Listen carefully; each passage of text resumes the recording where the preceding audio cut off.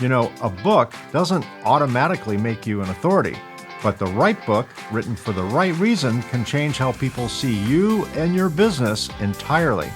Hi, everyone. I'm Mike Conrad. Welcome, or hopefully welcome back to the Reluctant Entrepreneur Podcast. This is the show where we explore the real stories behind building a business, from the highs, the lows, the challenges, and victories, and everything in between. My guest today is Ally Machate, a publishing professional with more than 2 decades of experience in the book industry. Ally has worked inside traditional publishing, including roles with major publishing houses, and today she's the founder of The Writer's Ally, where she helps entrepreneurs, thought leaders, and experts turn ideas into well-positioned books. In this episode, we'll break the conversation into 2 parts. First, we'll talk about Ally's own journey, how a career built behind the scenes in publishing evolved into entrepreneurship, and what surprised her most about making that transition. Then we'll switch into practical insights for entrepreneurs who are considering writing a book, including when it makes sense and when it doesn't, and what separates a professional, strategic book from one that never delivers real value. If you've ever thought about writing a book to support your business or wondered what actually happens between the manuscript and the finished publication, this conversation will give you a clearer picture of what it really takes. My conversation with Ally Machate begins right now. Stick around.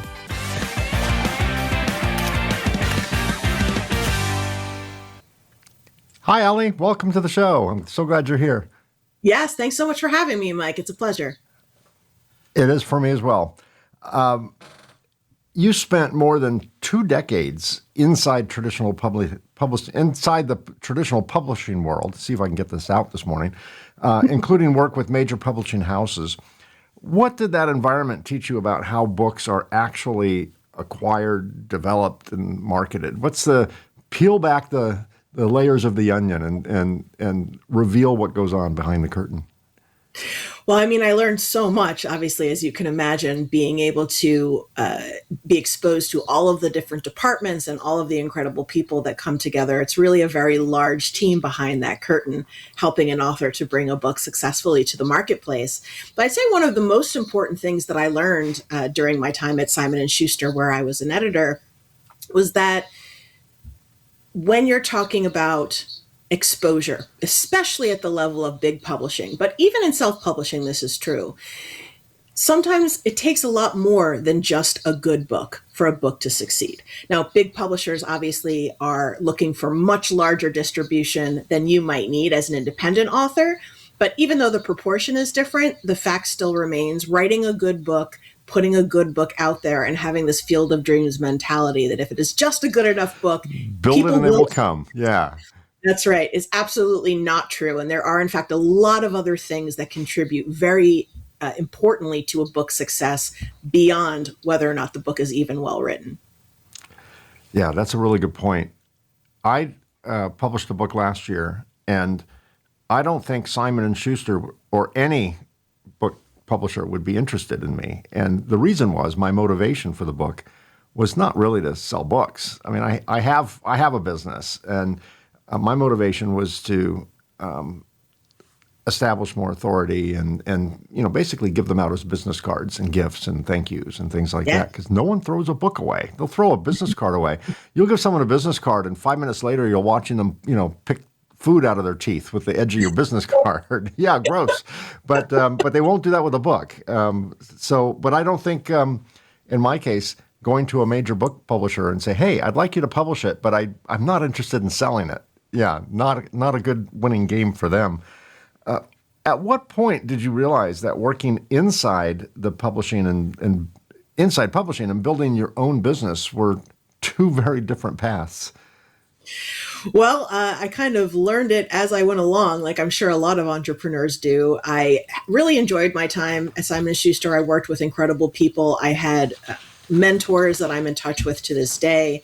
Really top to bottom, everybody was very supportive, and it was an environment in which young people could learn a lot, and I did. But, time went by, the industry changed. We had a lot of economic pressures, dot-com bust, 9/11, et cetera. And I found that it was just the right time for me to leave for a little while. I was kind of stuck in my position and I was getting freelance opportunities I didn't have time to take advantage of. And I was this close to finishing up a master's degree. So I thought, well, I'll quit. I'll do some freelancing on the side. I'll finish up the degree and then I'll come back and maybe, the economy will have calmed down a little and positions will be opening up a little bit more. And I found that being a freelancer and starting my own business was a whole new set of challenges that was absolutely intimidating, but also really, really exciting. And I found that combination of being able to work more directly with the authors without all of the overhead and lumbering elephant of bureaucracy that can happen in a really large publisher, that was really incredible. And that mixed with just understanding or at least starting to understand what it takes to start your own business and run your own business and grow and be successful, was a really intoxicating combination for me. Looking at the publishing industry from the outside, because I'm a layman when it comes to that industry, I would think that Amazon almost single-handedly, if not single-handedly, was a huge disruptive force in the publishing world, for better and for worse, both. For better in that it gave the publishers a greater distribution channel, right? Maybe for worse for publishers is that anyone with a laptop and the ability to hit enter at some point can publish a book. Anyone cannot publish a good book. Anyone That's right. cannot publish a well-designed book with a good cover and a good, anyone cannot promote a book, but they can put their book on the shelf right next to a Simon & Schuster book or whatever brand. And I don't know if that was a net gain for the publishing company. Did that force the publishing, in your opinion, did that force the publishing companies to change their game because they're not the only fish in the sea anymore? Or how do you think that landed in the professional publishing world, the big publishing world? And do you think it was a net gain, or did that complicate things? Did that make the selection of books worse and therefore good books harder to find? Did it dilute the pool, or what's your take on all that? Yeah, definitely it changed the landscape in a very major way, as you said. I mean, the entire revolution or evolution, as you want to call it, of independent publishing started with Amazon launching the Kindle and the KDP platform. It wasn't called the KDP platform back Right. then. I think it was Amazon Create or something, but whatever they were calling it. Which was a better name than KDP. I don't like the Kindle Direct Program. That's a weird name, but anyway. It's true. It's true. And it's not like they invented self-publishing, right? Like there have been ways to produce your own book for a very, very long time. And if you really want to get technical about it, publishing in general was invented by self-publishers, right? The entire industry didn't begin with people coming together and saying, let's help authors publish books. It started with authors writing books and then needing to self-fund and get those books printed and distributed out to the public. So, I find it kind of funny when people talk about traditional publishing and call it legacy publishing, when really it's self-publishing that was the true heart or the true legacy of publishing. But anyway, so in some ways, self-publishing both has and has not affected traditional publishing at all. On the one hand, to be perfectly honest, the vast majority of authors who are self-publishing, like you said for yourself, they're not authors who ever would have gotten a book deal with major publishers. Right. So they're not losing market share. Right, exactly. Most of the books being self-published were never going to be traditionally published. And again, this isn't about how good the books are, right? There's lots of other criteria that big publishers look for, primarily around platform and networks and exposure. So they haven't really, it's not like self-publishing is competitive against traditional publishing, but it has created a landscape market that is full of a lot more noise. And in that sense, traditional publishers do have a challenge because now, especially with the self-publishing industry becoming so much more mature and more authors understanding how important it is to hire a professional cover designer, to work with editors, to really produce a book that is of commercial viability and great quality, readers now have better options. When they go on Amazon, when they go on Goodreads, whatever the bookstore or the site is, they see traditional books alongside books that are published independently. So to that extent, there is a little bit of an impact in traditional publishing. But I think the impact has actually been positive in a lot of ways as well. Before, when you were a brand new author trying to get a book deal, it was very, very hard. And it's still very hard. I don't mean to say it's easier, but now with the self-publishing landscape, new authors have a way to prove themselves in a way that they didn't before. So now you might be someone who doesn't have a large following, but you can produce your own book, grow your following, get lots of positive reviews, leverage it to grow your business, and help use that to put yourself in a better position to then go to a publisher with your second or your third book, and now be in a place where they might actually be interested in taking you on and amplifying your message in a way that you couldn't have done on your own. So we are seeing a lot more of both publishers and agents and authors all sort of using this independent landscape as a proving ground for those who want to be traditional. But of course, it is worth saying that lots of authors don't ever go traditional and don't want to. Yeah, that's an interesting point. I hadn't even thought of that. The self-published book is really, in many ways, a resume, and it proves that you can write. It proves that you can design. It proves that you have storytelling capabilities, whatever the case may be. Yeah, that's a good point. Was there a moment when you realized your expertise had real entrepreneurial value, as opposed to, like transactional value, outside of the traditional publishing role? Yeah, I think I realized it pretty early on. I was getting, as I said, all these freelance opportunities. And this was, a little bit before the big explosion in self-publishing. Print on demand had sort of just started becoming a thing. We didn't have ebooks just yet, although those were on the horizon.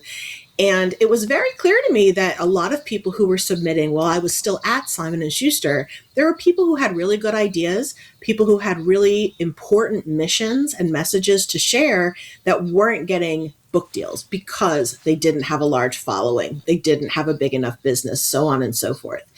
And for those people, I saw the opportunity to really help them understand what it was going to take to get the book deal they wanted so that they could stop wasting time and stop the heartbreak, really spend that time getting the platform together that they would need to be competitive at the traditional level.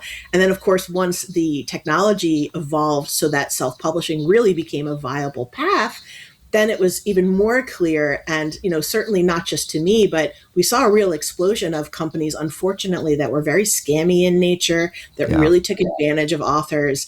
And in that landscape, it became really, really important to me. And that's when I really buckled down and thought, this can't just be about me freelancing a little bit. This needs to be about me building a team and having a place where authors can come, where they know that there's real industry experience. If they build trust with me directly, that trust confers onto my team, and they can get everything they need to produce a book that actually has a shot in the marketplace, that is produced professionally, that is, checking all the right boxes, instead of what they were doing on their own, where publishing is very much a you don't know what you don't know kind of situation. Absolutely. When I published my book, I did it myself, and I thought about using, a company that would help me publish it on Amazon. But I'm very much my whole life I have this insatiable desire to understand how things work and to figure out a process. And to me, there's almost as much joy in figuring out the process and researching the process than there is in writing the book. It was a challenge, and like challenge accepted. And in all of my research, I found several companies that would say, "Hey, we'll do this for you," and which is great. I'm not putting down that at all. I think that's valuable. But there were, to your point earlier, many scammy companies out there that made it more difficult to discern the good companies like yours and probably others from, I went in very defensive looking. Yeah, sure. And I probably didn't give some companies a good consideration because I just didn't like the environment I was in. It was very I would look at reviews and say, yeah, they tell you they'll do it for $1,500, and then $8,000 later, $12,000 later, they're hitting you up for another fee, and from a purely transactional standpoint, I published my book. I did pay an editor, and to go through it and clean up my stuff, and that was a minor amount of money relative, to what it could have been. But I did it for virtually free. I mean, I'm pretty good at Photoshop. I designed my own cover. I edited, and then hired someone to do the final, and laid it out myself. And just because I challenged myself to do it, and I'm semi-retired, so I've got the time. And but I wouldn't recommend that everyone do that, because there is a lot of gotchas in there, and there's a lot of reasons for Amazon to reject your layout, to reject your cover, to reject your title. Sure. And then you factor in, will the audience reject it because it's poorly designed, it doesn't have a good hook, and whatever the case may be.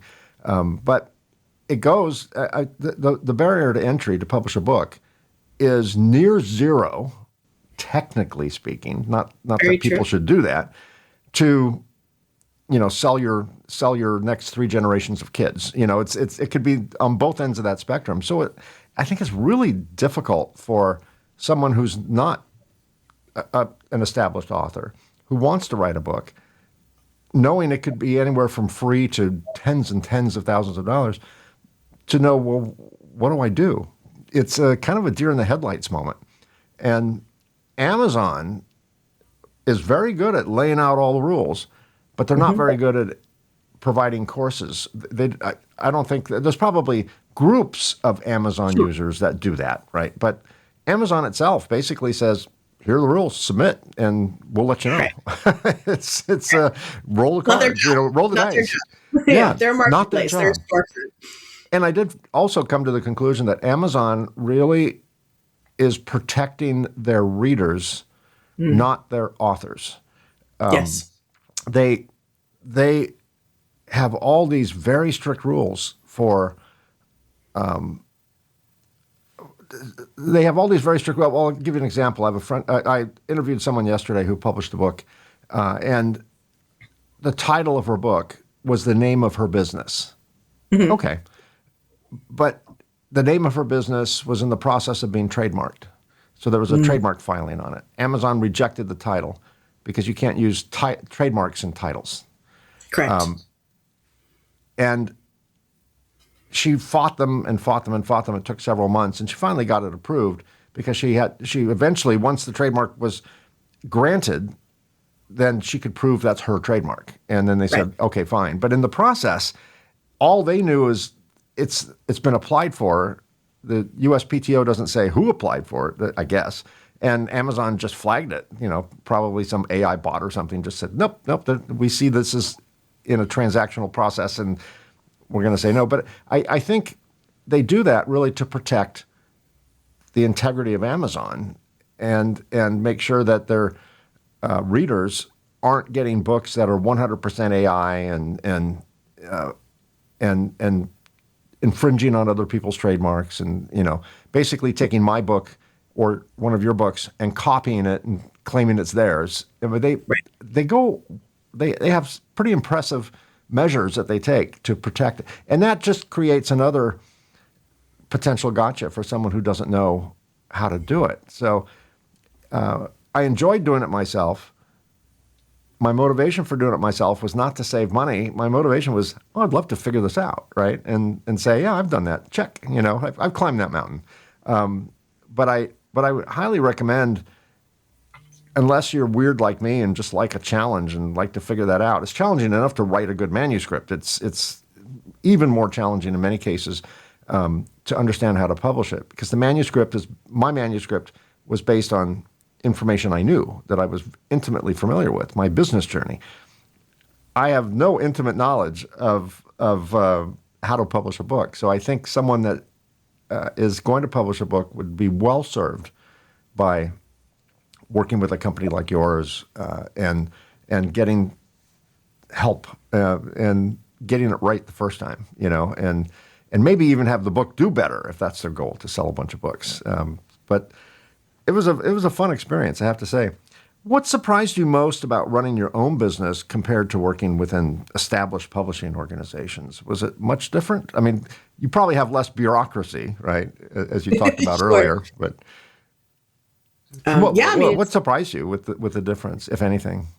oh gosh, I mean, everything surprised me. It's a completely different ball game, especially having come from a large publisher. If I had worked at maybe a smaller independent press, it perhaps might have been a less jarring transition. But I was working for, one of the big five, which at the time was owned by Viacom. So we're really talking about large corporate publishing, and to some extent, it's like any other large corporate organization. There's lots of bureaucracy, and there's lots of hierarchy, and there's lots of departments and profit and loss spreadsheets, and there's all kinds of things that go into that business model.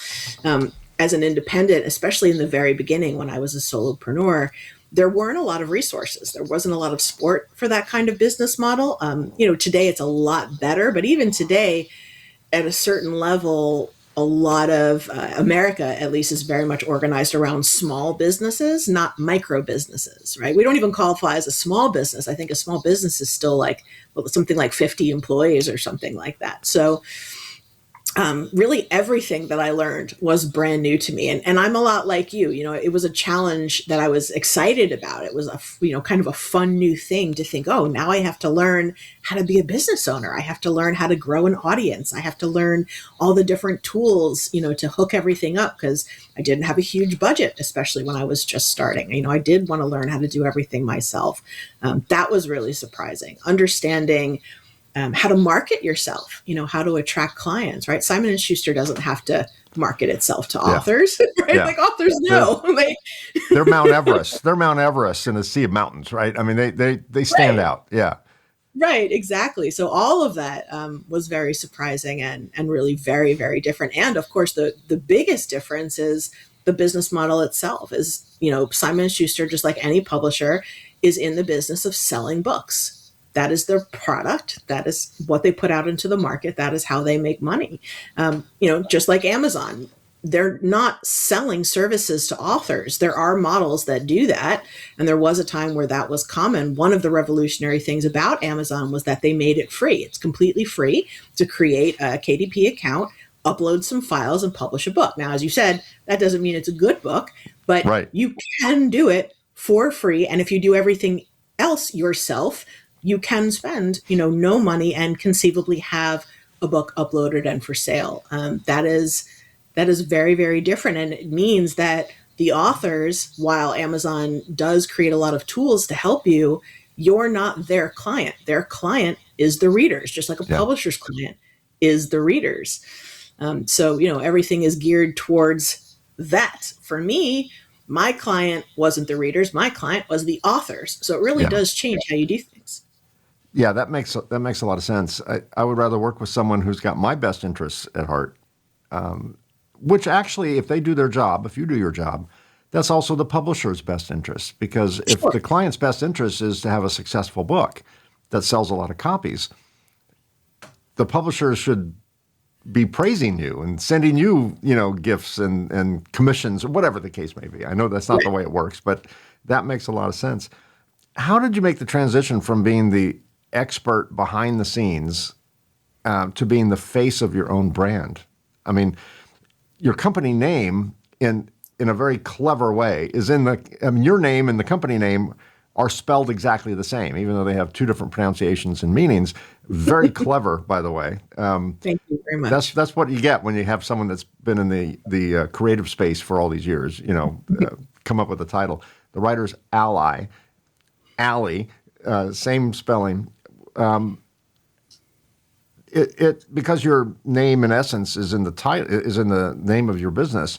You are the business. The business is Ally, and the service Ally provides. So, and you do produce. You're on a lot of webinars. I think you produce some content.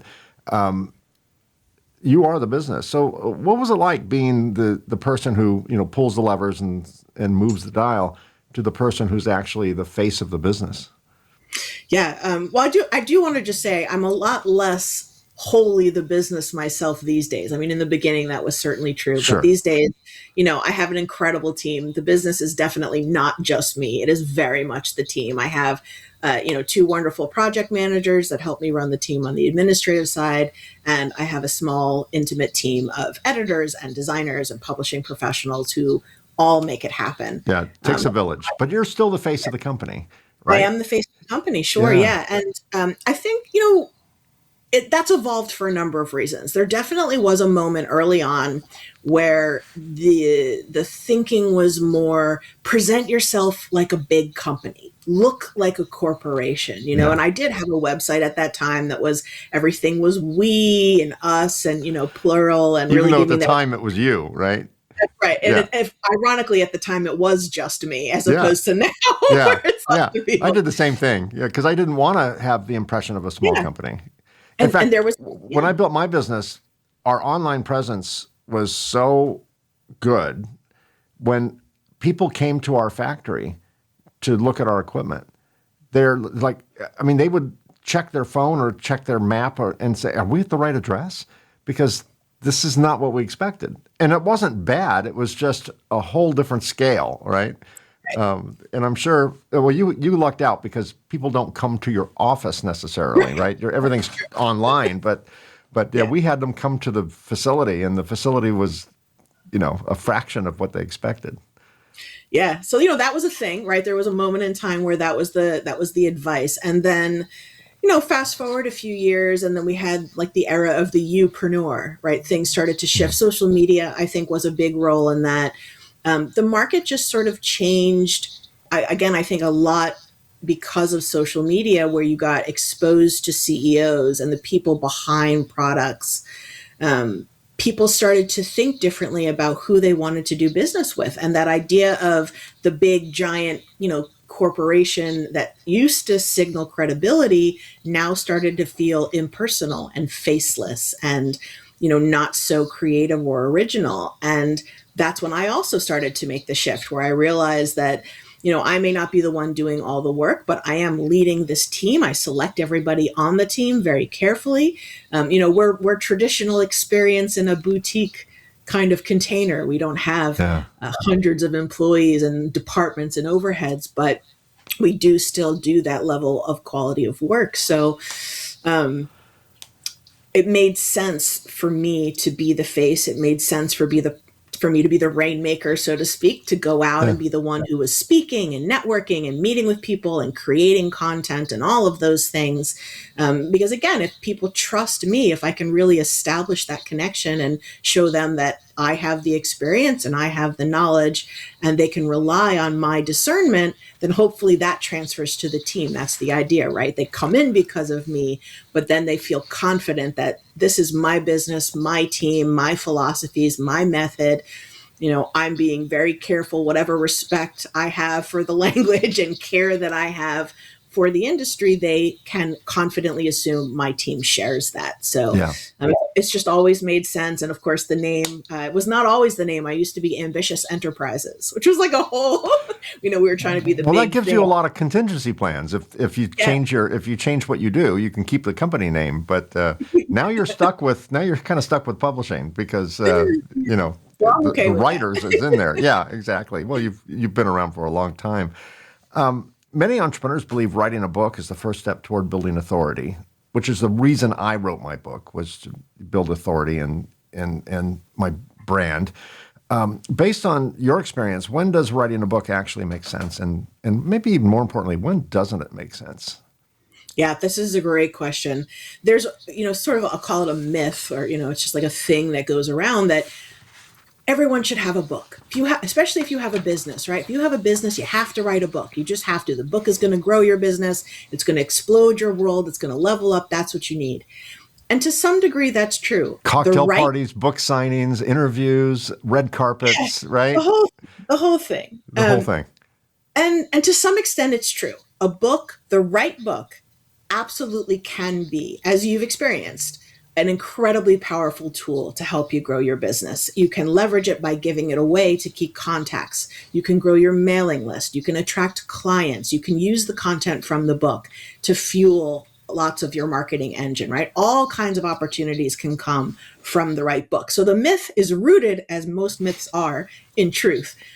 The reality is not everyone needs a book, and not everyone needs a book right now. And what I mean by that is, as an example, many people who are just getting started in business, they hear this and they think, okay, well, I don't have a lot of clients yet. People don't know who I am. I should write a book. That's really the wrong time. If you haven't been in business long enough to have case studies, to Yeah. know that your ideas and your systems and your processes have not really been tested yet, right? It's all a lot of theory still. And perhaps most importantly, if you are still struggling to create a consistent income in your business, it's really not the right time for you to write a book because, as we've talked about, creating the kind of book that is strategically aligned and professionally designed and launched to get you the results that you want for your business is a huge investment of time, money, and energy. And if you're still struggling to make money, it's going Yeah. to not only be really hard for you to create the kind of book you actually need. So you're going to end up, skimping or doing something that's, kind of half-assed and doesn't actually get you the results you want, which is a terrible, terrible waste and heartbreak. Instead, that time and energy and money should be going into growing your business and getting some clients and testing all of these things you want to put into the book. It's going to make the book better. Yeah. Building something to write about, right? Exactly, exactly. So, that is a particular thing where I meet a lot of new entrepreneurs who think I have to write a book to launch the business. In most cases, that is definitely the wrong time. So that is one of those, calculus you have to do for yourself. Yes, a book can grow you, but you have to have something to grow first. Yeah. Are most of your clients nonfiction authors, or do you do some of your clients fiction authors as well? We do nonfiction, fiction, and memoir. A lot of our clients are nonfiction. We've chosen to really focus on that in the last couple of years and moving forward because I feel like that is a population of authors I'm particularly well poised to help because of my background in ghostwriting and book doctoring. But we absolutely do still work with novelists and memoirists all the time. I'm going to talk about ghostwriting in a little bit. But before we get there, you've said that not every book idea should become a book. And what are the most common mistakes entrepreneurs make before they ever even start writing?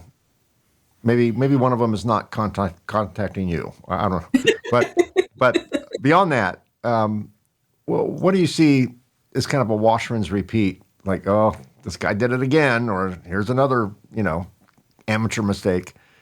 Yeah. Yeah. Well, besides what we just talked about, where Yes. it's just too early, right? Yeah.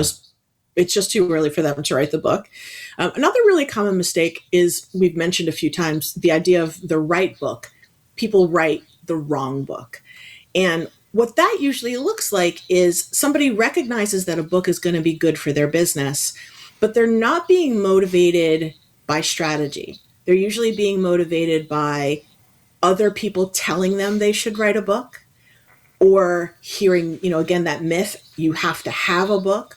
Or maybe they even just have a really great idea or mission and they feel personally motivated to write the book. All of these are totally common and fine reasons to start. But at some point in the process, you have to make the switch between writing what you want to write and all the things you want to say and start thinking about your audience. Right. You have to start thinking What do they about want to read?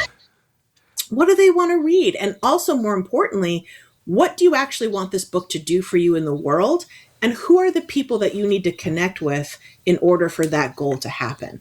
A lot of people write a book just thinking, again, I'm going to write this really good book. And as long as I really put an effort into it and put it out there, the market will prove whether or not it was worth it.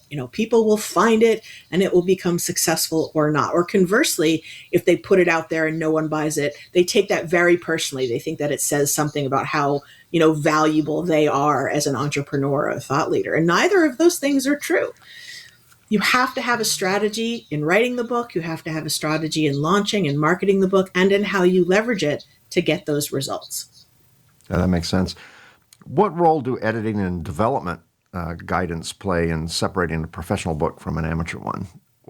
How do you become part of the big boy, big girl club versus a hack? Yeah, absolutely. Well, one of the key distinguishing factors between the Writer's Ally and a lot of other companies like ours out there is there are plenty of places you can go where you can take your manuscript and they will clean it up, polish it up, put a really nice cover on it, basically produce a book that looks good on the surface. Yeah. But because they don't do development, which is something we believe very strongly in, you end up with a book that looks good on the surface, but doesn't actually get results. That's one of those, kind of ego projects. It looks good in your Zoom background, but it doesn't do anything for you. Yes. I can't tell Development, you how many entrepreneurs I interview that have the wall of fame, behind them, right? right?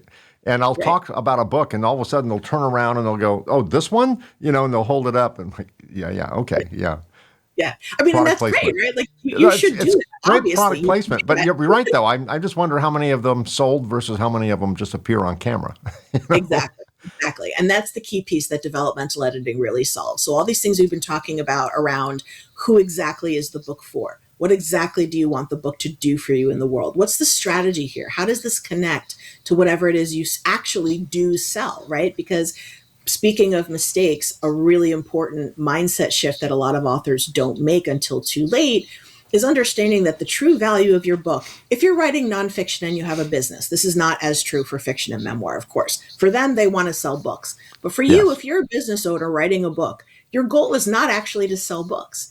And the value of your book is not limited by its cover price.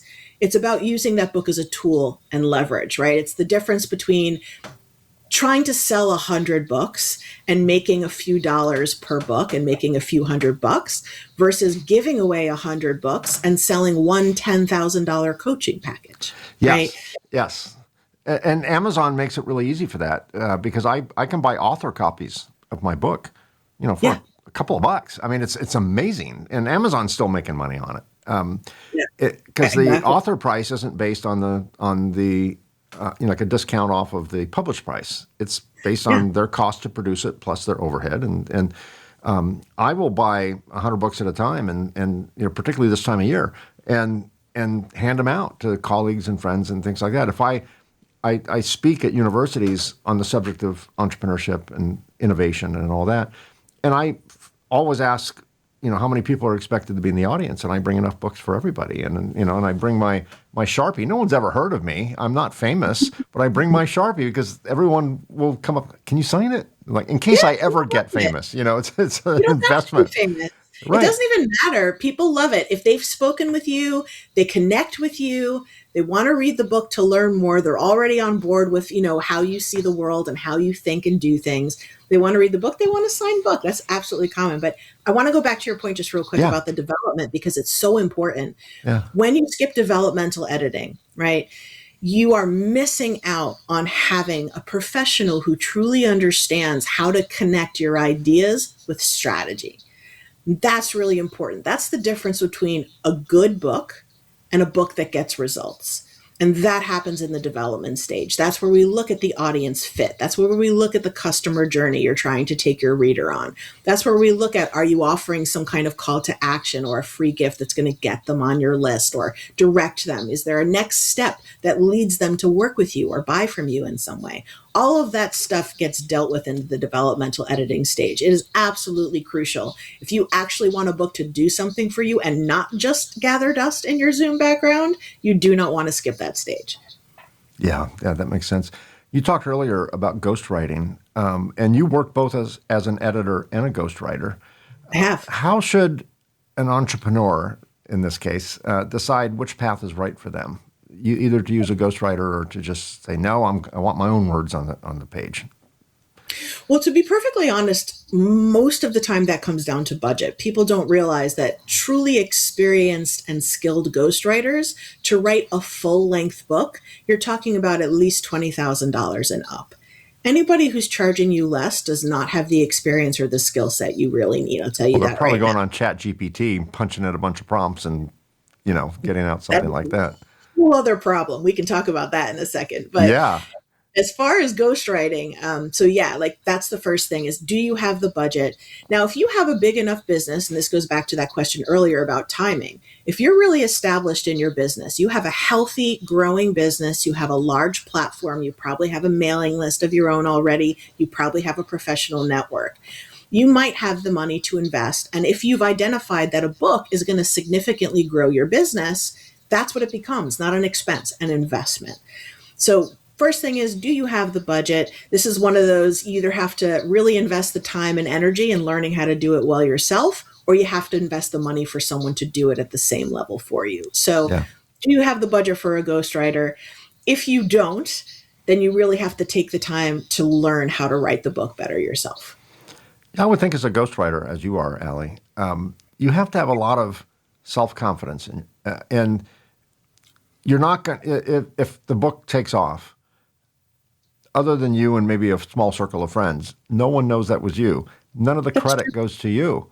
And if I was a ghostwriter and I, produced a manuscript that took off, I would have a hard time sitting, watching Entertainment Tonight, watching the author, or watching Oprah give away the books, knowing I wrote it and I get no credit for it. You've got to be pretty confident in your own skin to forego the accolades. On the other hand, if it bombs, no one knows it was you, right? Although But it, imagine if it bombs, the author would be like, "No, I used Ally. She was terrible." Right? He will but I, out you. She will out you. But there's only a potential downside and no ego feeding on the upside. So yeah, I don't it know. takes, That's a special talent and yeah. a mindset to be able to ghostwrite and be happy with that. Yeah, it definitely does take a certain kind of personality. I mean, as you say, you're not writing those books for accolades, you're writing them for your business. Yeah, It's a large chunk of money. It's a great experience. I really loved working as a ghostwriter. I felt like I got to be a mini expert in every subject I was sure. working. Every time I wrote a book, you learn so much. And it's not public credit, but things have changed a lot in that respect as well. Many, many authors, even if you don't have credit, will thank their ghostwriters in their acknowledgments or talk publicly about how they had help. I think it's less, the way it was maybe even 10 years ago, where it was very hush hush and you didn't want to admit if you used a Right. ghostwriter because it was shameful Almost shame. somehow. Yes, exactly. Yeah. Yeah. Now I think people understand, like, if you are some celebrity or some like really big entrepreneur, like, you just don't have time to write your own book. It's not that you're not capable or that you don't care. It's not your expertise. You're an expert in doing the thing that you do. So just like most experts who have the budget, you hire an expert to do something important for you, which in this case is to write a book. So there's a lot less, weirdness around it than there used to be. But it is true. You do have to be willing to, not, you just can't feel bad that you're not the one getting all the credit and all the accolades. It's just not what it's about. You have to feel proud that your author is getting all of that and knowing it's because of your contribution. And that was a good business deal, right? So Absolutely. you get the accolades internally for that. For From sure. your perspective, what does a successful book look like if the author's goal for that book is business growth as opposed to bestseller status? Does that change the way it's written and promoted and all of that? What's Absolutely. what is a successful book designed for business growth? It's hard to say across the whole field of genres, but what are some of the key attributes of that type of book?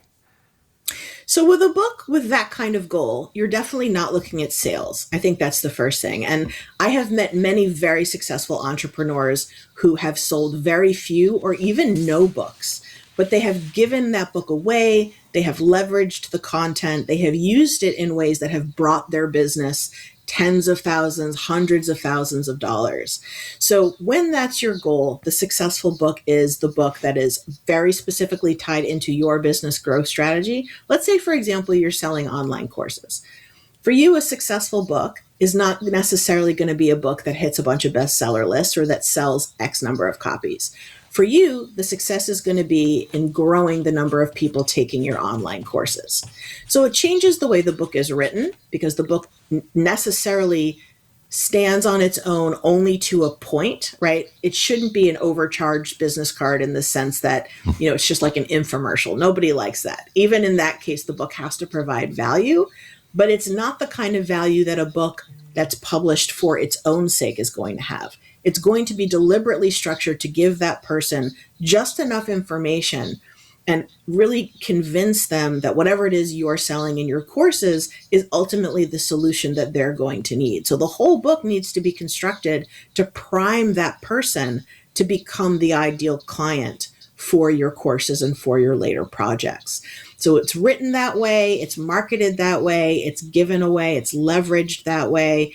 And you see the success not in the book sales, but in those sales on the back end for whatever it is. In that example would be online courses. And I will say that usually from that kind of perspective, you see a lot of reviews. The book itself may not hit a lot of charts or it may not sell a lot of copies, but because there are a lot of books out there and hopefully people are reading them, you do see a lot of reviews. What's your take on the traditional publishing model now has, three outlets. One would be 3.2. One would be a print, so cover, paperback or hardcover. One would be Kindle, like an ebook, and one would be an Audible book, right? I mean, when I published mine, I did all three. And what's your take on how do you advise clients that are, maybe entrepreneurs that, should they just do the print? Should they do the print and the Kindle? Should they do the print and the Kindle and the Audible? What's your take on all that? How much value do each of those mediums provide? So it does depend a little bit, again, on that strategy, what it is you're planning to do with the book, what kind of formats you might need. So as an example, if you're somebody who does a lot of live speaking engagements, you need a print book, right? People want to come to that back room table and buy a book and have you sign it. And go on Amazon, since they're publishing your book, and buy a bunch of Sharpies. Yes. Right, exactly. So like you want to think about how you're planning to sell the book and what you're planning to do with it. That will inform that decision to some extent. The other thing that can inform that decision to some extent is budget. If you have the budget, I recommend all three: ebook, a paperback. Hardcovers are optional. Some types of books benefit more from that format than others, but at least one print edition for sure, and then an audiobook. Audio is an incredibly fast-growing field. It always has been, but we saw a real jump during the pandemic. A lot of people got tired of being on screens all the time and started listening, and it's really continued even since the pandemic has been over. The explosion of audio just continues to get bigger and bigger. So it is a really great opportunity that not a lot of indie authors take advantage of because it is an extra cost. Every format you create certainly has other costs, but it is really worthwhile if you are able to do it. And you don't always have to do it all at once. When I talk to authors, we tend to focus on the ebook and the print book, usually an ebook and paperback first. And then if they're interested in audio, which I do encourage them to get interested, they can follow up with an audiobook 3 to 6 months later. And that can be a really effective strategy as well. Just as much as having all three editions right off the bat is like a credibility signifier. Yeah. Having that book come out in a new edition a few months later can also be beneficial because it sort of reawakens your network and it gives you opportunities to re-promote and sell all the editions all over again. I know on the Audible side, I was surprised to find out that you can't even upload an Audible book until the other book is published, right? It is first things first. I don't think you can just upload an Audible book and not have a print version. I'm not sure about Audible as a platform specifically, but theoretically you can have an audiobook and not have other editions. Maybe that's a KDP thing. I don't know, because I had to take, because one of the requirements is the audiobook has to be verified to be exactly identical. You can't have a different script in the audiobook. Right. So they want to compare that against the book that they've published or that has been published. So I think that maybe that's part of the rule, and I don't know what the motivation is. Probably to protect the listener in this case. Yeah. Do you recommend that? What's that?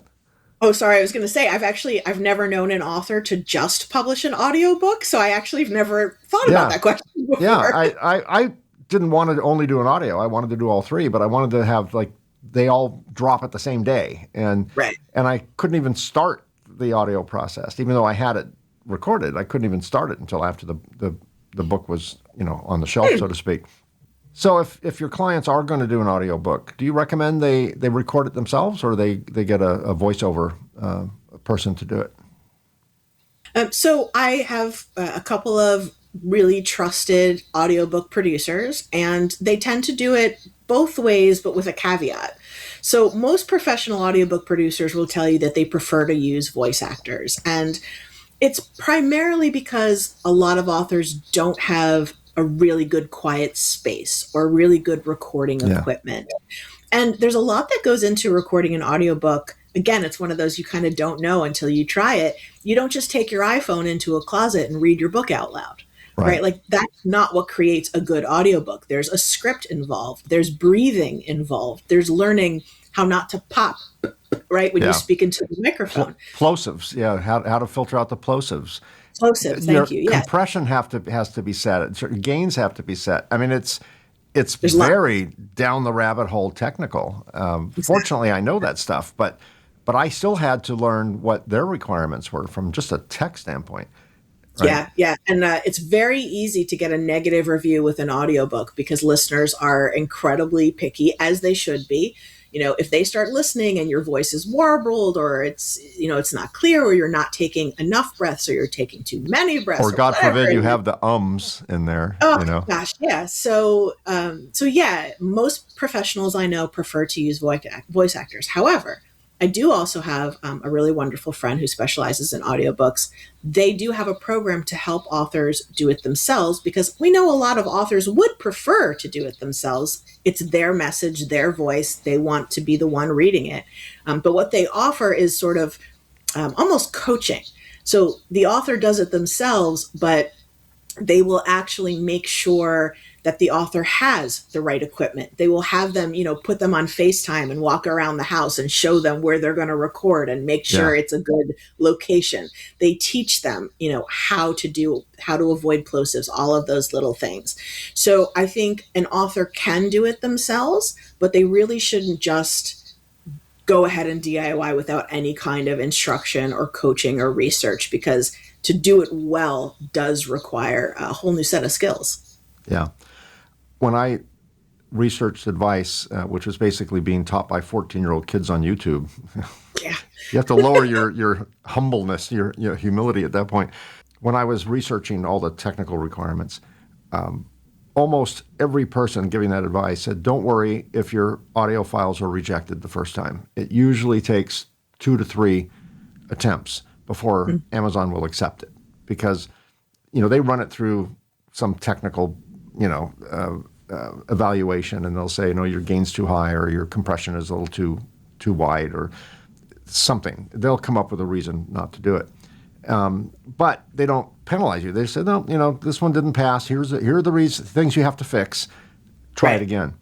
And I was so happy with myself because I thought, okay, well, I'll give it the first shot. And then, and they're almost saying like, just do the first shot. Don't even worry about it because Yeah. once you put up the first post, it will tell you everything you need to correct. And Right. so use that as a kind of a cheat sheet. So hope you get rejected the first time so you know exactly how to make it better. Well, mine went through the first time, and I'm just doing a little happy dance. Like I felt like I cheated the system. We're starting to run out of time, so I just have a couple more questions. If an entrepreneur only remembers one piece of advice before starting a book, what should it be? I would say to really think strategically about whether or not a book is the right tool to accomplish whatever it is you want to accomplish next in your business, and if it's the right time for you to write that book. Those are the most important questions you want to start. If you start with those questions, you will have a much more enjoyable experience and you will probably create a much better book. Great advice. I thought you were going to say thewritersally.com. That would be good. That's the second one. That was a very close second. Last question. How did you define success when you first started your business, and how do you define it today? Oof.